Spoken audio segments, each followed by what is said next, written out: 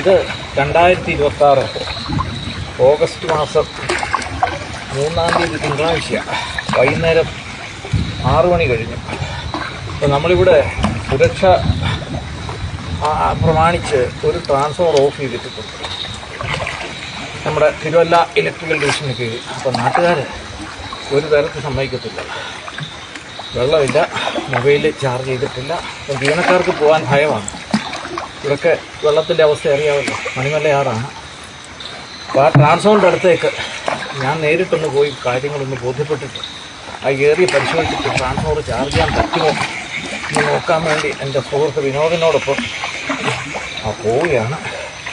അപ്പം ഇതാ എൻ്റെ CUG ഫോണാണ് അടിക്കുന്നത്. നാട്ടുകാർ വിളിക്കുന്നുണ്ട്, വെറുതെ പറയുന്നതല്ല.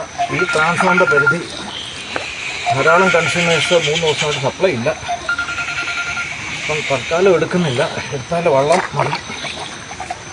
അപ്പോൾ അങ്ങനെ പോവുകയാണ്.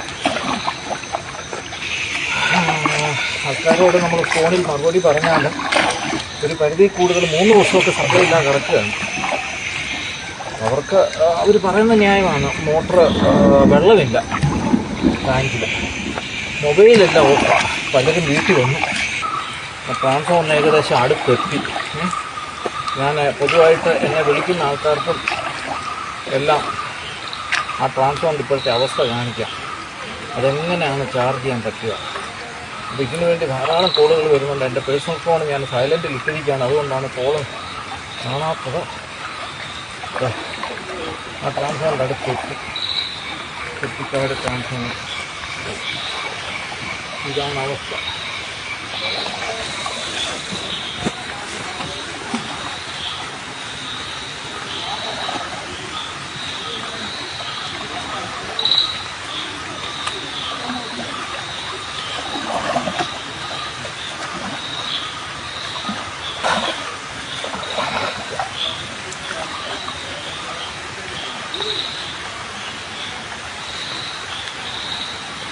ഈ ട്രാൻസ്ഫോമറാണ് ഓഫ് ചെയ്ത് വെച്ചേക്കുന്നത്. ഇതിൻ്റെ ഫ്യൂസ് യൂണിറ്റ് കണ്ടില്ലേ, വെള്ളത്തിൽ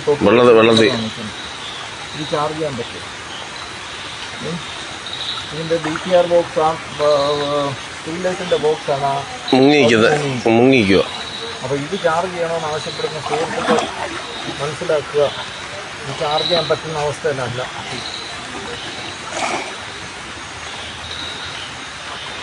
ഞാൻ തിരിച്ചു പോവാണ്.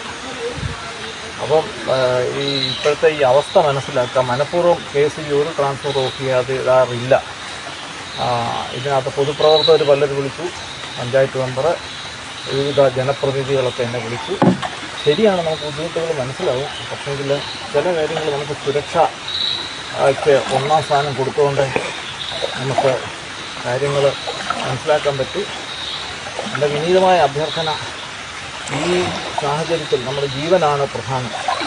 ആ ജീവൻ സുരക്ഷയെ ഉറപ്പിച്ചിട്ട് മതി വൈദ്യുതി. ജീവനുണ്ടെങ്കിലേ വെള്ളവും വൈദ്യുതിക്കും പ്രസക്തിയുള്ളൂ.